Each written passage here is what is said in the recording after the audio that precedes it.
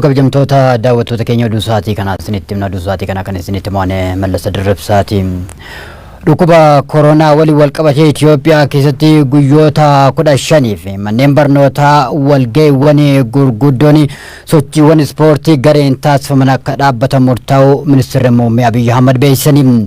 Ministeerri Muummichaa ibsa waajjira isaaniitti kennaniin barattoonni dhaabbilee barnoota olaanoo bakkuma jiranitti hordoffiin taasifamaa fi jiranii jiru. Walga'iiwwan xixiqqaan murteessoo ta'an beekamtii fi hordoffii ministeera fayyaatiin taasifamuu jiranii jiru. Saamunaa fi alkoolii dabalatee wantoonni ittiin qulqullina eegan bal'inaan raabsamuu jedhanii jiru Ministeerri Muummee Abiy Ahmad. Ogeeyyiin fayyaa dhaamanii kana malees harka wal fuudhuu fi tuttuqqaa rakkoo fi akkasumas harka fi yeroo yerootti dhiqachuun murteessaa akka ta'e himanii jiru. Itoophiyaa keessatti lakkoofsi namoota vaayirasii koronaan qabamanii dabalaa jira. Laila Jibril dabalatasaa qindeessiteetti. 3 deaths and now with more than 700 cases. Dhukkuba coronavirus addunyaa irratti hanga ammaa namoonni 100,000 fi 70,000 siqan qabamanii jiran. Dhukkuba saffisaan babal'achaa jiru kanarraa if eeguuf karaalee dhukkubni kun ittiin daddabru hundarraa fagaachuun akka barbaachisu ogeeyyiin fayyaa dhaamsa dabarsanii jiran. Ogeeyyiin fayyaa waa'ee koronaa bilbilaan OMN itti himan harka wal fuudhuu meeshaa takkatti waliin fayyadamu walitti dhiyaatanii haasa'urraa if eeguu akka qaban dhaaman. Cidhaa fi bakka namoonni itti walitti qabamanirraa fagaachuun akka barbaachisu himan. Namoonni dharraa walammachuu qabanis yeroodhaaf obsuun isaanirratti dirqama ta'a akka ogeeyyiin fayyaa ja'anitti. Ani maqaan koo Dr. Kamal Hussein jedhama.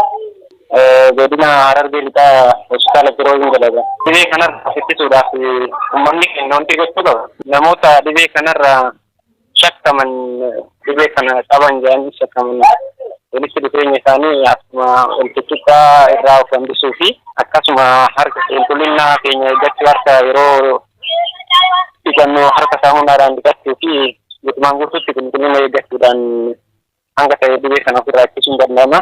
Dhibeen kun baay'inaan nama kanaan dura dhibee biraa jalaa qabuu fi nama umriin isaa dandeettii dhibee ofirraa ittisuu hin qabne hedduu miidhuu danda'a. Of eeggannoowwan barbaachisan kan biraa ibsee akkasumas yoo danda'amee argatan face mask waan jedhamu jira isa afaanii fi uffatan jechuudha. Abdii Mahamadin jedhama. Kilinika giddugaleessa Abdii Cirooran si dubbisu jira. Vaayirasiin kun qilleensa keessa hanga 3 turuu danda'a. Qabannaa ulaa siree manaa waan akkasirraa hanga 12 vaayirasiin ture jedhamee yaadama. Vaayirasii kana ittisuudhaaf tan duraa fuula duratti iska isaa bika namni vaayirasii kanaan qabamanii jira jedhamee yaadamutti direct fuula dura wal qunnamtii godhuu dhabuu, haasa'uu dhabuu, harka wal fuudhuu dhabuu, harka yeroo hunda saamunaan sirriitti harka keenya wamata akka oggoo hojjenne wama feenee hojjenne dhiqachuun murteessaadha. Namoonni mallattoo kana ifirratti arganis hatattamaan gara mana yaalaa deemuu akka qaban hubachiisa. Namoonni mallattoolee akka leeyidaa, qufaa, goggogaa, dhukkubbii laagaa ifirratti argan wallaansa kennamu argachuuf gara mana yaalaa deemuu akka qaban dhaaman. Namni qufaa qabu, namni qaamni isaa leeyidu, qaamni oowwi qaama isaa akka malee ol ka'e nama hafuurri tiichetu mana ta'uu qabu. Daa'imas ta'e nama guddaas ta'e gara dhaabbilee fayyaatti hatattamaan deemee qoratamuu qaba. Dhaabbanni fayyaa addunyaa koronaa vaayirasiin dhukkuba addunyaa weerare jedhee labsee jira. Dhibee koronaa to'achuu fi mootummaan xiyyeeffannoo olaanaa kennuu qaba jedhan ogeessi fayyaa Dr. Nuraddiin Lukee. Dhibeen kun hubaatii hammaataa kan geessifne uummanni si hubannoo argachuu qaba jedhanii jiru. Shamsiyaan Ashuutu dubbise. Dhibeen koronaa vaayirasii Itoophiyaa keessatti lakkoofsi namoota irratti mul'ate 1-2 jedhee dabalaa jira. Odeeffannoowwan hanga oduun kun qindaa'etti bahan akka mul'isanitti dhibee kanaan namootni 5 qabamanii jiru. Ogeessi fayyaa Dr. Nuraddiin Lukee yaada bilbilaan nuuf kennaniin tamsa'ina dhibee kanaa to'achuuf dursanii qophaa'uu barbaachisa jedhan.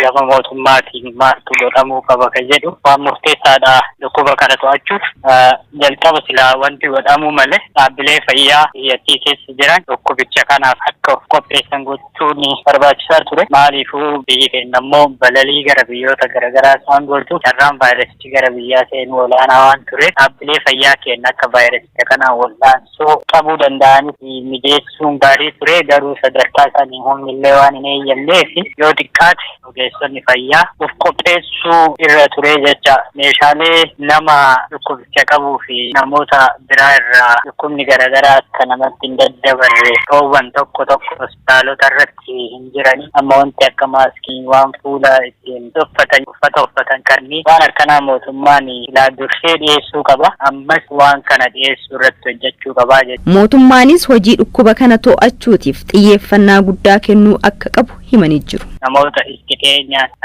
qaamaan hariiroo qabaataa turan tokko ummata kaan irraa baasan hordoffiin godhamuufii qaba. Mootummaan walga'iilee gugurdaa namoota hedduu hirmaachise, sochiilee ispoortii namoota hedduu hirmaachise kanneen amma irratti otoo dhoowwee gaarii ta'aa ilaalcha jedhu qaba. Dabalataan immoo ministeerri fayyaa biyyattii fi instituutiin fayyaa hawaasummaa biyyattii guyyatti harka 2-3 odeeffannoo haarawaa kennuu qaba. Kana malees hawaasaa fi ogeeyyii fayyaatiif hubannoo kennuu irratti hojjetamuu qaba jedhan. Inni biraa immoo leenjiin waa'ee naannoma jedhanitti otoo kenname gaariidha jechaadha. Kan biraa immoo addabaabaayii naannolee hawaasni itti baay'atu magaalota seensarratti mallattoolee ittisaaf gargaaran bifa fakkiitiin osoo guddisanii baanariidhaan hojjetanii hawaasni illee akkasitti ilaalee mallattoo saniin hubachuu danda'a jecha isaan dubbisuu hin dandeenye. Kun immoo mootummaan sadarkaa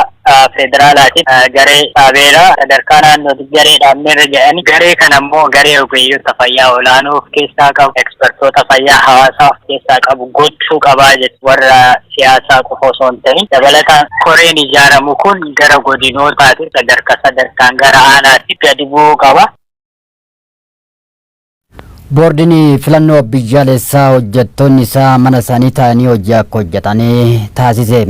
Boordichi hojjettoonni isaa manuma ofii isaanii taa'anii akka hojjetan kan taasise lammii biyya alaa boordichaa fi gargaarsa teeknikaa taasisu irratti mallattoon dhukkuba koronaa mul'achuu isaatiin boordichi firii qorannoo nama kanaa eeggataa akka jirus ibsamee jira. Godinaalee Wallaggaa Arfanitti tajaajilli bilbilaa fi intarneetii cituu waliin wal qabate uummanni dhibee koronaa irratti odeeffannoo gahaa dhabaa akka jiru ibsame.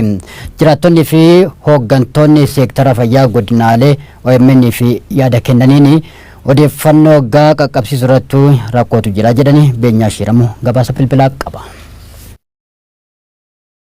Godinaalee Wallaggaatti magaalaa Naqamtee fi magaalaa Shaamburraan kan hafe tajaajilli bilbilaa fi intarneetii erga addaan citee baatii 3 lakkoofsisuuf deemaa kan jirudha. Kanaan wal qabatees rakkooleen hawaasa dinagdee garaagaraa uummatarra gahaa akka turanii fi ammallee gahaa akka jiran kallattii garaagaraatiin gabaasaa turrus hanga ammaatti falli argame akka hin jirredha. Hawaasis tajaajila bilbilaa fi intarneetaa dhabuurraan kan ka'e tajaajila kennuufis tajaajila fudhachuuf karaa dheeraa deemuu baasiin malleen saaxilamuu irraan kan ka'e rakkoon hawaasa dinagdee garaagaraa walitti dhufeenya hawaasummaallee dadhabuurraan kan ka'e qaala'insi jireenyaallee babal'achaa akka jiru hawaasni har'as komii kaasaa kan jirudha. Kanarra kan darbe immoo yeroo ammaa kana dhibee akka addunyaatti mul'atee jiru koronaa vaayirasii jedhamuun walqabatee hawaasni odeeffannoo gahaa argatee akka of eeggannoo barbaachisu taasisuu danda'uuf odeeffannoo barbaachisu hawaasa bira gahaa akka hin jirre. Kunis immoo tajaajilli intarneetaa fi bilbilaa dhibuurraan kan ka'e akka ta'e hawaasni har'as komii kaasaa kan jirudha. Hawaasni dubbisee tokko kan nutti himanii jechuudha. Kana wal qabatee dhimma bilbilaa addaan cituudhaan wal qabatee fi yeroo ammaa dhibeen koronaa vaayirasii akka addunyaatti babal'atee gara biyya keenyaatti seenaa jiruun wal qabatee haala kamiin hawaasaan odeeffannoo laachaa jirtu. Hawaasni odeeffannoo argatee haala kamiin of eeggannoo barbaachisu taasisaa jira kan jedhuun wal qabatees itti gaafatamtoota godinaalee Wallaggaa Ba'aa fi Orroo Wallaggaa itti gaafatamtoota waajjira eegumsa fayyaa godinaalee kanneen lamaan dubbisnee jirra.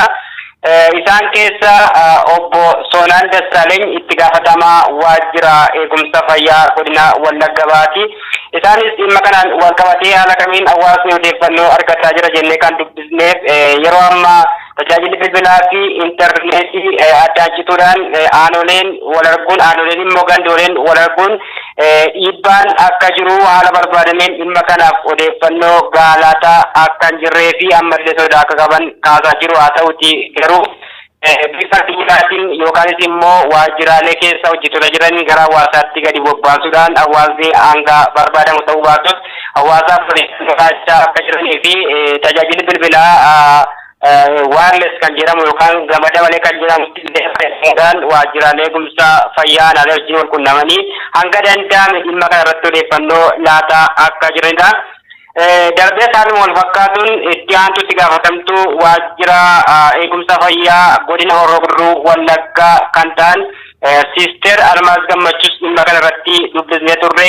Yeroo ammaa kana haala baratamaa duriitiin hawaasaatti gadi bu'uudhaan haala danda'ameen geejjibatti illee qaamaan keessatti argamnee hawaasa keessatti argamnee odeeffannoo laachuurraan kan hafe haala barbaadameen hawaasaaf odeeffannoo bal'aa laataa akka hin jirree fi inni dhiboo tajaajila bilbilaa fi intarneetii dhimma kana irratti haala barbaadameen hawaasni hubannoo barbaachisu hanga barbaadamu akka argatuuf hojjetaa akka hin jirredha. Kunis immoo tajaajilli intarneetii bilbilaa dhibuurraan akka maddee fi fuulduratti illee sodaa guddaa akka qaban nutti himanii turanii. Haa ta'uti garuu yeroo ammaa bifa duulaatiin yookaas immoo hojjettoota waajjiraalee gurmeessuudhaan gara hawaasaatti gadi buusanii yeroo ammaa haala danda'ameen hawaasa hubannoo laachuu irratti sochii taasisaa akka jiranidha. Haa ta'uu baatus jechuudha.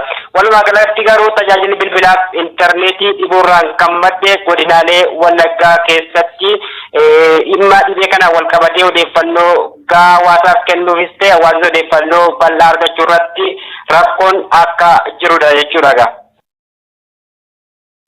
Keeniyaan namoonni biyyoota koronaa vaayirasiin keessatti mul'atee dhufan kamiyyuu biyya ishee akka hin seenne dhorkite. Wixatarraa kaasee dhorkaawwan garaagaraas biyyattii keessatti keessa jirti Keeniyaan. Dhibee koronaatiin hanga ammaa namoonni hedduun addunyaa irratti lubbuu isaanii dhabanii jiru. Guyyoo Wariyoo dabalata qaba. Thus be heading there live to listen to the president address the nation for the first time. Lakkoofsi namoota dhibee kanaan qabamanii 170 irraan dhangala'uu isaanii dubbata. Kanallee keessa 6,500 lubbuu dhabu. Namooti 78 olirra baafachuu ragaa yeroo duutan barreessa kataban mul'e. Coronavirus yookaan Severe Acute Respiratory Syndrome jedhamuun kan beekamu dhibeen qilleensaaf tuttuqa qaamaatiin namarra gara namoota daddarbaa jedhan kun dhibee addunyaa weerare yookaan pandemic disease jedhamuun dhaabbata fayyaa addunyaatiin labsame. Bultii muraas keessa Chaayinaa, Eurooppii fi Ameerikaallee haweera dhibeen kun biyyoota Afrikaa hedduu keessa mul'achuu isaa dubbata. Itoophiyaan namichi jalqaba dhibee kanaan qabame nalalleetti namooti 3 dhibeen dhukkubichaan qabamu beeksifte. Tokko dhibichaan shakkame immoo konkolaataa ambulaasii irra baafatee baduun eegee qabame. Namooti baduu saqoosa fuul feesbuukii tolchanillee namni kun namoota hedduu wal arguun isa garuu sodamuun isii dubbata.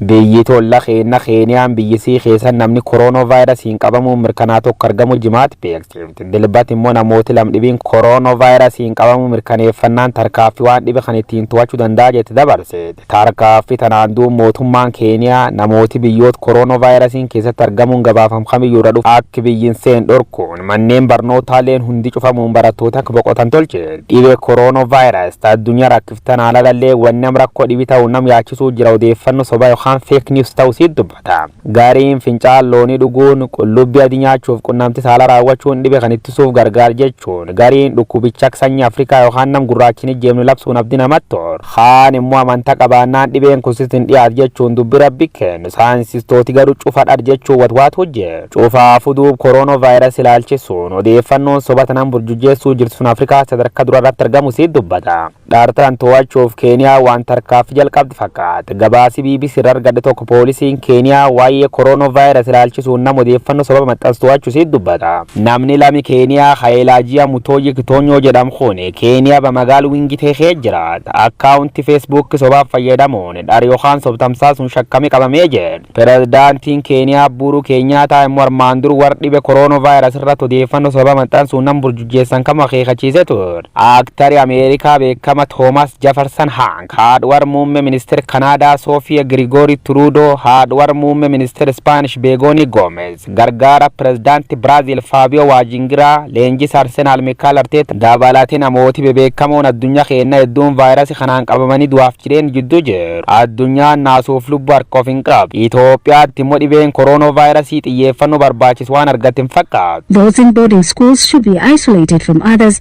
as Egaan daawwattoota keenya oduun sa'aatii kanaaf qabannee dhiyaanne kan hangammaatti daawwattanii qophiilee Oromiyaa miidiyaa neetwoorkii waliin turtii gaarii isiniif haa ta'u.